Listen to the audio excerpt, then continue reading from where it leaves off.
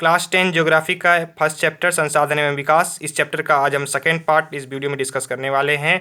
इसे हिंदी मीडियम में पढ़ाया जा रहा है। इस वीडियो में हम संसाधन के विकास पर चर्चा करेंगे। पिछले पार्ट में हमने संसाधन के बारे में जाना था, संसाधन के प्रकार का वर्णन किया था। संसाधन में मानव भी एक संसाधन है, इस पर बात हुई थी कि मानव किस प्रकार से संसाधन को अपने महत्वपूर्ण संसाधन में अपने बुद्धि से, कौशल से महत्वपूर्ण संसाधन में परिवर्तित करते हैं, टेक्नोलॉजी डेवलप करते हैं। इन सारे बातों पर बात हुई थी पिछले पार्ट में। पिछला पार्ट नहीं देखे हैं तो देख लीजिए, लिंक डिस्क्रिप्शन में कमेंट में मिल जाएगा। इस पार्ट में हम जानेंगे कि संसाधनों का विकास। संसाधन जो है मनुष्य के जीवन यापन के लिए बहुत ही आवश्यक है। संसाधन मनुष्य के जीवन यापन के लिए आवश्यक है। किस प्रकार से आवश्यक है, ये हमने फर्स्ट पार्ट में डिस्कस किया है। तो संसाधन मनुष्य के जीवन यापन के लिए आवश्यक तो है ही साथ संसाधन जो है जीवन की गुणवत्ता बनाए रखने के लिए भी महत्वपूर्ण है। जीवन का गुणवत्ता बनाए रखने के लिए भी महत्वपूर्ण है। यानी कि टेक्नोलॉजी डेवलप करना है, संसाधन का विकास करना है। जितना संसाधन है उससे और अधिक संसाधन डेवलप करना है। जितना टेक्नोलॉजी मानव के पास है और अधिक टेक्नोलॉजी मीन्स प्रौद्योगिकी। फर्स्ट पार्ट में बात किया था प्रौद्योगिकी के बारे में, ठीक है ना। तो इनका संसाधन का उपयोग तो हो रहा है, संसाधन विकास हो रहा है, ठीक है। संसाधन विकसित हो, इसके लिए आवश्यक है संसाधन का विकास। लेकिन संसाधन जो है प्रकृति की देन है, ये हम लोग जाने थे कि संसाधन प्रकृति की ही देन है। और प्रकृति के से प्रदत्त जो संसाधन है उसी का उपयोग करके मानव नए नए संसाधनों में, मानवीय संसाधनों में परिवर्तित करते हैं और वस्तुओं को उपयोगी बनाते हैं। परंतु क्या हो रहा है कि संसाधनों का बहुत अधिक उपयोग हो रहा है, अंधाधुंध उपयोग हो रहा है। संसाधनों का अधिक से अधिक उपयोग हो रहा है, इससे बहुत सारी समस्याएं पैदा होती है। ये एग्जाम में पूछा जाता है कि संसाधनों के अधिक से अधिक उपयोग होने या अंधाधुंध उपयोग होने से कौन कौन सी समस्याएं पैदा हुई है। ये आपके एनसीईआरटी बुक में पॉइंट्स लिखा हुआ है, उस पॉइंट्स को हम और अच्छे से यहाँ पे लिख दिए हैं। फर्स्ट पॉइंट में देखिए, संसाधनों का ह्रास। संसाधनों का ह्रास क्यों हो रहा है? देखिए, संसाधन क्या हो रहे हैं, अधिक से अधिक उपयोग हो रहे हैं। संसाधन जो है अधिक से अधिक उपयोग किस कारण से हो रहे हैं? लालचवश कारण हो रहा है। मनुष्यों के लालचवश उपयोग से अधिक संसाधनों का उपयोग कर रहे हैं। और कुछ व्यक्तियों के लालचवश संसाधनों से ही संसाधन का जो है उपयोग उपयोग के कारण, अधिक उपयोग के कारण ह्रास हो रहा है। दूसरा पॉइंट देखते हैं कि संसाधन जो है समाज के लोगों में, समाज के कुछ ऐसे लोगों के हाथ में आ गए हैं, कुछ लोगों के हाथ में आ गए हैं जिससे समाज दो हिस्सों में बंट गया है, ठीक है। समाज के कुछ ही लोगों के हाथ में आ गए हैं, मतलब ऐसे कुछ लोगों के हाथ में संसाधन बहुत अधिक है, कुछ के पास संसाधन बहुत कम है। यानी कि समाज अमीर और गरीब में बंट गया है। कुछ लोग संसाधन संपन्न है, उनके पास बहुत टेक्नोलॉजी है, पूरे अमीर हैं। और कुछ लोग संसाधनहीन हैं, मतलब उनके पास कोई संसाधन नहीं है, गरीब हैं। ये समस्याएं पैदा हो गई है संसाधनों के अधिक उपयोग करने से। और सबसे इंपॉर्टेंट तो ये है कि संसाधनों के अधिक से अधिक उपयोग करने से सबसे इंपॉर्टेंट है ये वाला, वैश्विक पारिस्थितिक संकट उत्पन्न हो जाना। वैश्विक पारिस्थितिकी संकट पैदा हो गया है। वैश्विक पारिस्थितिकी संकट क्या है, इसको जानेंगे। ये बहुत पॉइंट इंपॉर्टेंट है इन सभी पॉइंट के लिए। वैश्विक पारिस्थितिकी संकट क्या के अंतर्गत क्या क्या आते हैं? वैश्विक मतलब विश्व स्तर पे जो पारिस्थितिकी संकट, विश्व स्तर में जो इन्वायरमेंट को के लिए जो खतरा बना हुआ है, पारिस्थितिकी संकट पैदा हो गया। जैसे भूमंडलीय तापन है, पर्यावरण प्रदूषण है। हम लोग जान रहे हैं पर्यावरण प्रदूषण हो रहा है, हमारा पर्यावरण प्रदूषित हो रहा है, ये सभी को इससे अवगत है। तो ये क्या है, विश्व स्तर पे हो रहा है। इसे जो है हमारा संकट पारिस्थिति को बिगाड़ रहा है, ये संकट उत्पन्न हो रहा है। ये मुख्य रूप से चार हैं: भूमंडलीय तापन, पर्यावरण प्रदूषण, ओजोन परत अवक्षय। ओजोन परत अवक्षय तो सभी को जानते हैं। ओजोन परत मतलब ozone layer depletion. Ozone layer जानते हैं ना, ozone layer depletion. Ozone layer का डिप्लेशन हो रहा है, सूर्य की हानिकारक किरणें पृथ्वी पर पहुंच रही है। चौथा है भूमि निम्नीकरण। भूमि निम्नीकरण हो रहा है, इस चैप्टर में हमको पढ़ना है भूमि निम्नीकरण के बारे में। भूमि निम्नीकरण जरा सा जान लीजिए कि कुछ कारक है भूमि निम्नीकरण के कुछ कारक हैं, जैसे भारी वर्षा है, तेज पवन है, अधिक से तेज पवन है, समुद्र की तरंग है, और बहुत सारी मानवीय क्रियाएं भी हैं। इन सभी कारणों से क्या होता है कि मृदा की जो उपजाऊ परत है, मृदा की उपजाऊ परत जो है उनका ह्रास होने लगता है। यानी कि मृदा की उपजाऊ परत का उपजाऊपन खत्म होने लगता है। मिट्टी की उत्पादक क्षमता घट जाती है, मिट्टी अब उपजाऊ नहीं होती है, उनको उत्पादन करने की क्षमता घट जाती है। इससे क्या होता है, मृदा का निम्नीकरण होता है। इसी को हम लोग कहते हैं मृदा का निम्नीकरण। यानी कि मृदा की उपजाऊ परत से क्या हो जाएगा, उत्पादन क्षमता घट जाएगा, उस उपजाऊ करने की क्षमता नहीं रहेगी, तो इसी को कहेंगे मृदा निम्नीकरण। और इससे फसलों का उत्पादन नहीं होगा। ये सब क्यों हो रहा है? संसाधनों का अंधाधुंध उपयोग से ही हो रहा है वैश्विक पारिस्थितिकी संकट। और ये भी इंपॉर्टेंट है, पर्यावरण असंतुलन। पर्यावरण क्या हो रहा है? असंतुलित हो रहा है। आज हम लोग देख रहे हैं कि पर्यावरण क्या हो रहा है? असंतुलित हो रहा है, चारों बगल प्रदूषण फैलता जा रहा है। हमारा नेक्स्ट टॉपिक है संसाधन नियोजन। अभी हम संसाधन नियोजन पे बात करेंगे। पहले देखेंगे संसाधन नियोजन है क्या। संसाधनों के विवेकपूर्ण उपयोग अर्थात योजनाबद्ध तरीके से उपयोग करने की रणनीति, संसाधन नियोजन है। इसको समझते हैं। पहले आपके बुक में इस तरह से डिफिनेशन नहीं दिया हुआ है, ये डिफिनेशन मैंने यहाँ पे बना के लिख दिया है, इसको आप कॉपी में लिख लीजिए पॉज करके। पिछले भी मैंने जो व्हाइट बोर्ड पे लिखा था पिछले कुछ समय पहले, उसको भी आप पॉज करके लिख लीजिए। संसाधन नियोजन को समझते हैं। संसाधन का विवेकपूर्ण उपयोग करना है, यानी कि विवेकहीन उपयोग नहीं करना है। अभी हमने देखा कि बहुत सारी समस्याएं पैदा हो गई। अभी हमने डिस्कस किया कि संसाधनों के उपयोग का अधिक से अधिक उपयोग करने से बहुत सारी समस्याएं पैदा हो गई है। अब यानी कि उसका कैसा उपयोग कर रहे थे? विवेकहीन उपयोग कर रहे थे, उसको अच्छे तरीके से उपयोग नहीं कर रहे थे। विवेकपूर्वक इसका उपयोग करना है, विवेकपूर्ण उपयोग करना है। संसाधनों का विवेकपूर्ण उपयोग करना है, यानी कि अधिक से अधिक उपयोग नहीं करना, लिमिट में उपयोग करना है। ऐसा नहीं कि संसाधनों का कम उपयोग करना है। कुछ लोग कहते हैं कि संसाधन कुछ समय में खत्म हो जाएगी, फ्यूचर में आने वाली पीढ़ी के लिए, भविष्य की पीढ़ी के लिए संसाधन नहीं बचेंगे। इसलिए क्या होगा कि हमको अभी प्रेजेंट टाइम में संसाधन का कम से कम उपयोग करना है। कम से कम उपयोग नहीं करना है, लिमिट में उपयोग करना है। संसाधन का अधिक से अधिक उपयोग नहीं करना है। तो विवेकपूर्ण उपयोग अर्थात क्या हुआ? अर्थात योजनाबद्ध तरीके से उपयोग करना है। कैसा उपयोग करना है? योजनाबद्ध तरीके से, योजना बना के उपयोग करना है कि इतना लिमिट में उपयोग करना है, यानी कि उसको योजनाबद्ध तरीके से अगर उपयोग करेंगे तो उसकी रणनीति, इस तरह की जो रणनीति बनाई जाती है संसाधनों को, क्यों बनाई जाती है? रणनीति बनाई क्यों जाती है? ताकि संसाधन क्या हो, अधिक उसका ह्रास ना हो, संसाधन जो हमारा नष्ट हो रहा है वो नष्ट ना हो। इस रणनीति को क्या कहा जाता है? संसाधन नियोजन। इस डिफिनेशन को याद कर लीजिए। विवेकपूर्ण उपयोग, विवेकपूर्ण उपयोग मतलब क्या हुआ? योजनाबद्ध तरीके से उपयोग करना है। उस रणनीति को हम संसाधन नियोजन कहते हैं। अब देखिए भारत की हम लोग बात करेंगे, क्योंकि भारत में रह रहे हैं। तो भारत में संसाधन नियोजन की आवश्यकता क्यों है? भारत में संसाधन नियोजन की आवश्यकता क्यों है? ये हमने कुछ छोटे छोटे पॉइंट्स में लिख दिया है, इसको मैं अभी डिटेल से बात कर रहा हूं। पहला है संसाधनों की उपलब्धता में अधिक विविधता। भारत में क्या है कि संसाधन की उपलब्धता में बहुत अधिक विविधता है, यानी कि भारत के कुछ क्षेत्र में संसाधन उपलब्ध हैं, कुछ क्षेत्र में संसाधन बहुत अधिक उपलब्ध हैं, कुछ क्षेत्र में संसाधन बहुत कम उपलब्ध हैं। यानी कि इनकी संसाधनों की उपलब्धता में क्या है? विविधता है, मतलब अंतर पाया जाता है, सब जगह अलग अलग है।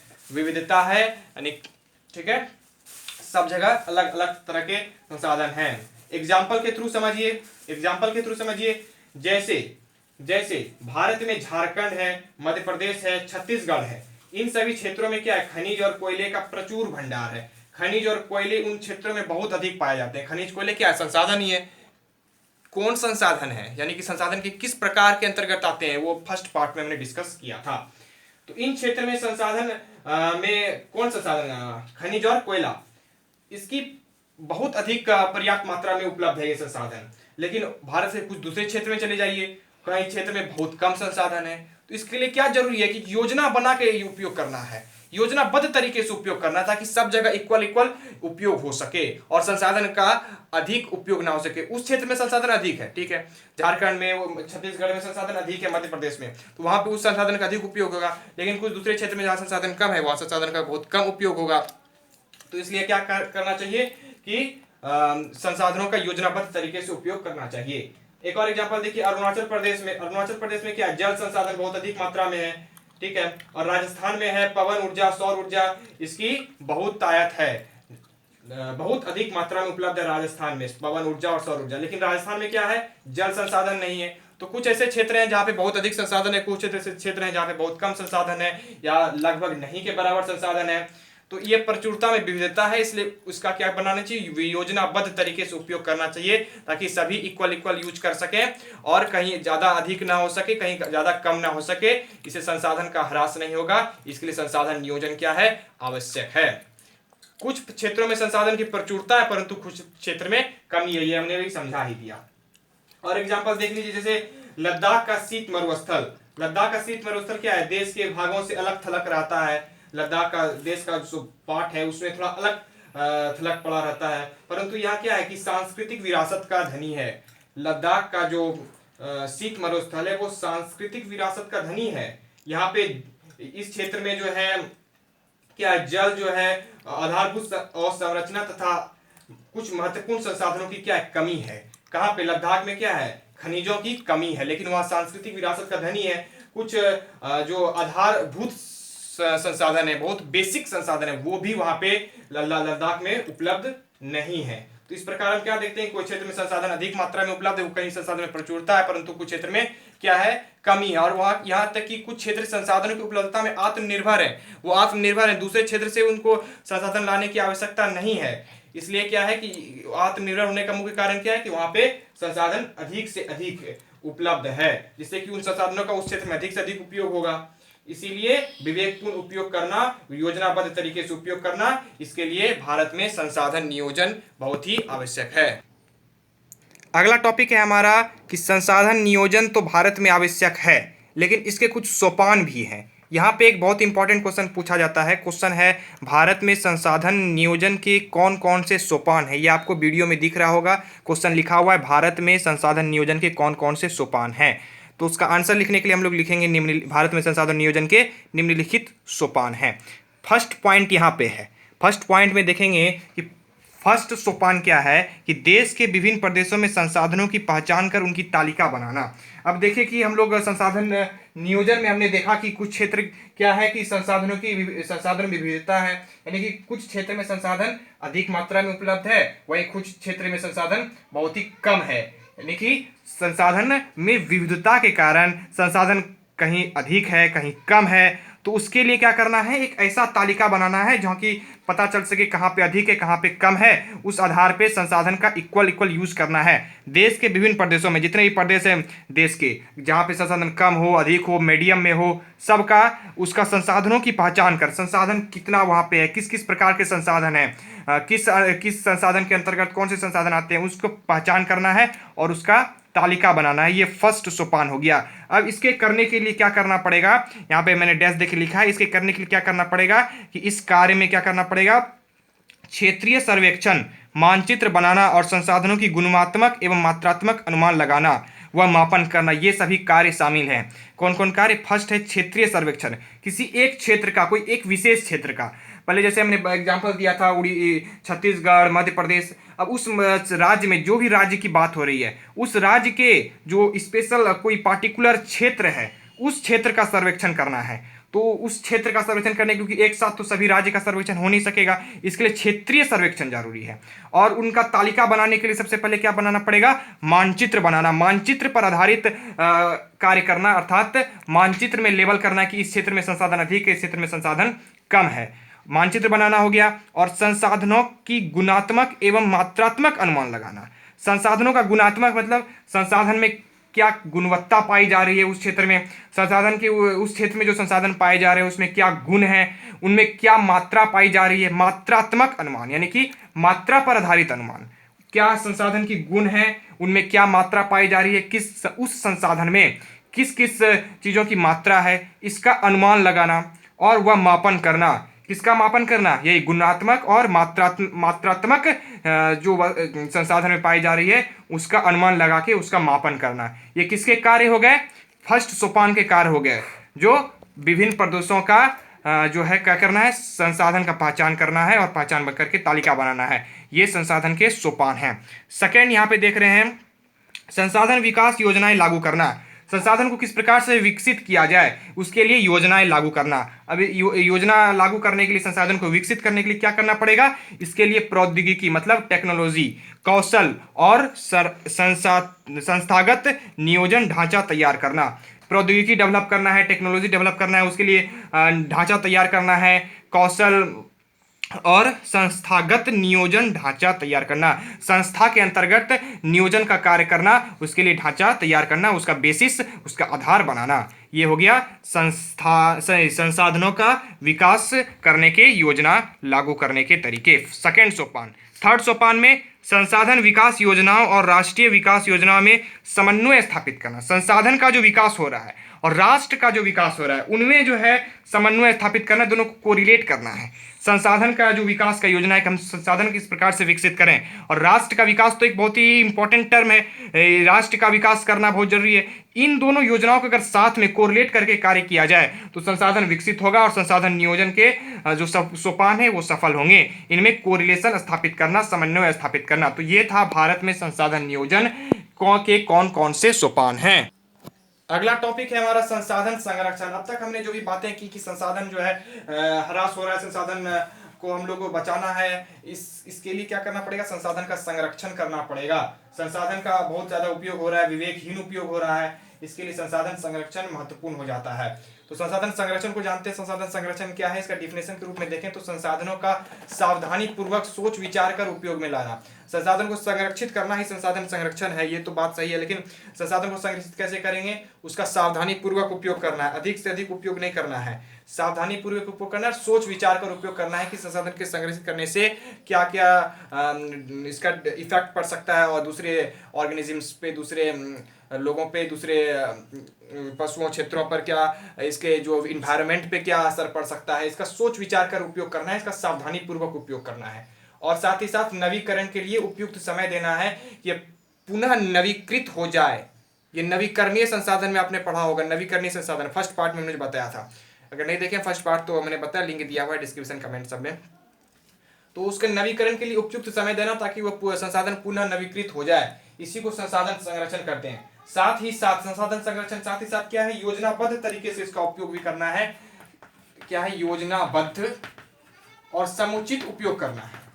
योजनाबद्ध और समुचित उपयोग करना है। कैसा उपयोग करना है, समुचित उपयोग करना है, विवेकपूर्ण उपयोग करना है। योजनाबद्ध, समुचित और विवेकपूर्ण उपयोग करना भी क्या है, हमारा संसाधन का संरक्षण है।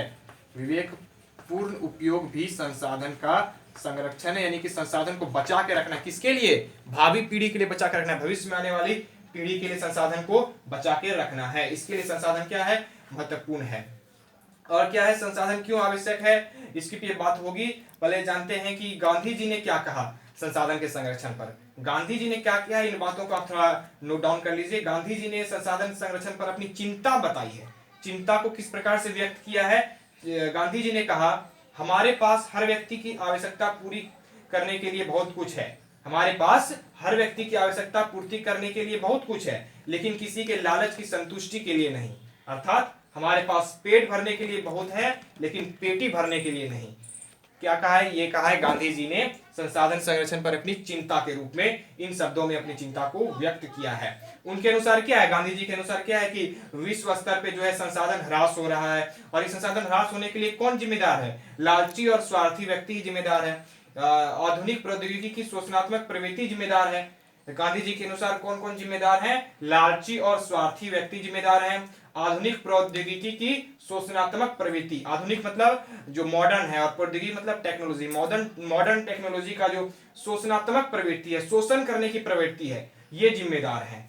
ये सभी किसके लिए जिम्मेदार है, संसाधनों के ह्रास के लिए जिम्मेदार हैं। वे अत्यधिक उत्पादन के विरुद्ध थे। कौन, गांधी जी क्या थे, अत्यधिक उत्पादन के विरुद्ध थे, और उसके स्थान पे गांधी जी क्या चाहते थे, बड़े जन समुदाय द्वारा उत्पादन के पक्षधर थे। एक बड़ा जन समुदाय द्वारा उत्पादन किया जाए उसके पक्ष में थे। कौन, गांधी जी। ठीक है, गांधी जी मैं लिख देता हूं कि किस पे क्या जिम्मेदार है, उसको मैं इनको आप नोट डाउन कर लीजिए। यहाँ पे दिख रहा होगा, हमारे पास हर व्यक्ति की आवश्यकता पूर्ति करने के लिए बहुत कुछ है। यहाँ पे जो लिखा हुआ है, इन बातों को आप नोट डाउन कर लीजिए। यहाँ पे जो डार्क अक्षर में लिखा हुआ है, जो कि हमने अभी समझाया तुरंत, ये गांधी जी के कथन है। गांधी जी ने कहा है, अपना क्यों कहा है, संसाधन का जो ह्रास हो रहा है उसमें अपनी चिंता को व्यक्त किया है इन शब्दों में। इसको पॉज करके नोट डाउन कर लीजिए। ये जो डार्क अक्षर में, इसको मैंने अभी भी समझा दिया है। ठीक है, यहाँ पे ध्यान देंगे, हमने जो कहा था कि अभी मैं बता दूंगा कौन कौन जिम्मेदार हैं, उसको मैंने लिखा है। वहाँ पे हेडिंग थोड़ा छूट गया था, उसको आप लिख लीजिए। ऊपर में जो बॉक्स बना के हमने लिखा है, वहाँ पे देखिए लिखा होगा लालची और स्वार्थी व्यक्ति, और दूसरा पॉइंट में लिखा है आधुनिक प्रौद्योगिकी की शोषणात्मक प्रवृत्ति। अभी मैंने इसको समझाया है। ये क्या है, गांधी जी के अनुसार संसाधन ह्रास होने के कारण है ये सब। ये दोनों चीज हैं, ये दोनों संसाधन ह्रास होने के लिए जिम्मेदार हैं। किसके अनुसार, गांधी जी के अनुसार। इन दोनों पॉइंट को लिख लीजिए आप। अब बात करते हैं कि संसाधन का जो संरक्षण है वो क्यों आवश्यक है, संसाधन संरक्षण के क्यों आवश्यक है, ये क्वेश्चन पूछा जाता है। अभी हमने समझा तो दिया संसाधन संरक्षण आवश्यक है, ये सभी कारण हो रहे हैं, ये सभी बातें हो रही है, इसलिए क्या है संसाधन संरक्षण आवश्यक है। लेकिन क्यों आवश्यक है इसको पॉइंट में आपको एग्जाम के लिए लिखना होगा। इसके लिए आपको दिख रहा होगा यहाँ पे स्क्रीन पे दिख रहा है, लिखा हुआ है फर्स्ट पॉइंट में, संसाधन किसी भी तरह के विकास में महत्वपूर्ण भूमिका निभाते हैं। संसाधन क्या है, जो भी विकास हो रहा है, जितने भी विकास आपको दिख रहे हैं, डेवलपमेंट हो रही है, उसमें किसका भूमिका है, संसाधन का ही तो भूमिका है। आज आप लोग देख रहे हैं कि नए नए टेक्नोलॉजी उपलब्ध हो रहे हैं, आप देख रहे हैं कि मोबाइल बन गए हैं, कि कुर्सी टेबुल, आप ये सब जो जितने भी घर में यूज कर रहे हैं वो सभी संसाधन के परिणाम है। संसाधनों जो प्राकृतिक संसाधन है, उस मैंने फर्स्ट वीडियो में बताया था, प्राकृतिक संसाधन है, उसी को मानव ने अपने कौशल से, बुद्धि विवेक कौशल से क्या किया है, बुद्धि विवेक कौशल से क्या किया है, उसका उपयोग करके एक नए संसाधन में परिवर्तित किया है और एक नए वस्तु का निर्माण किया है। इस आधार पर हम क्या कह सकते हैं कि संसाधन जो है किसी भी तरह के विकास में महत्वपूर्ण भूमिका निभाती है। सेकेंड पॉइंट देखिए, सेकेंड पॉइंट में संसाधनों के विवेकहीन उपभोग और अति उपयोग के कारण कई सामाजिक, आर्थिक और पर्यावरणीय समस्याएं पैदा हो सकती है। संसाधन का इसलिए क्यों संरक्षण जरूरी है, सेकेंड पॉइंट में देखिए, संरक्षण संसाधन का क्यों जरूरी है, क्योंकि संसाधनों का विवेकहीन उपयोग हो रहा है। संसाधनों का सही तरीके से उपयोग नहीं हो रहा है, विवेकपूर्ण उपयोग नहीं हो रहा है, विवेकहीन उपयोग हो रहा है, और अति उपयोग हो रहा है, बहुत उपयोग हो रहा है। इन दोनों के कारण जो है क्या हो सकता है, किसकी संभावना है, सामाजिक, आर्थिक और पर्यावरणीय समस्याएं पैदा हो सकती है। ये सारी समस्याएं पैदा हो सकती है संसाधन का अगर अति उपयोग जारी रहा, उसका विवेकहीन उपयोग जारी रहा तो ऐसा हो सकता है। ऐसा हो गया तो हमारा भविष्य खतरे में पड़ सकता है। इसके लिए क्या है, संसाधन संरक्षण बहुत ही आवश्यक है। अब कह रहा है कि यदि संसाधन संरक्षण की ओर समुचित ध्यान नहीं दिया जाए, अगर संसाधन संरक्षण की ओर ध्यान नहीं दिया जाए तो क्या होगा, वैश्विक पारिस्थितिकी संकट पैदा हो जाएगा। हमने बताया था, वीडियो के शुरू में ही बताया था, वैश्विक पारिस्थितिकी संकट क्या है। वैश्विक पारिस्थितिकी संकट के बारे में हमने भूमि निम्नीकरण का भी एग्जाम्पल दिया था, पर्यावरण प्रदूषण का भी एग्जाम्पल दिया था, ओजोन लेयर डिप्लेशन का भी एग्जाम्पल दिया था, ओजोन परत अवक्षय, ये सारे समस्याएं पैदा हो जाएंगी। इसलिए हमको संसाधन संरक्षण बहुत जरूरी है। और लास्ट पॉइंट है, अति उपयोग के कारण आने वाली पीढ़ी के लिए भी समस्या हो सकती है। भविष्य की पीढ़ी इसमें खतरा, भविष्य की पीढ़ी में खतरा हो सकता है। भविष्य की पीढ़ी को संसाधन उपलब्ध नहीं हो सकते हैं, इसलिए भविष्य के लिए भी हमको संसाधन बचा के रखना है। यानी कि अति उपयोग करेंगे तो बचेगा नहीं, इसको बचाने के लिए हमको संसाधन संरक्षण जरूरी है। ये 4 पॉइंट्स बहुत इंपॉर्टेंट है और बहुत अच्छे तरीके से लिखे गए हैं। एकदम फुल में फुल नंबर मिलेंगे अगर आप 3 नंबर या 4 नंबर में पूछा जाए, 4 नंबर 5 नंबर में अगर क्वेश्चन पूछा जाए, ये चारों पॉइंट्स को आप लिख दीजिएगा, आपको नंबर आसानी से सभी नंबर मिल जाएंगे। ये सारे पॉइंट्स को पॉज करके आप लिख लीजिए।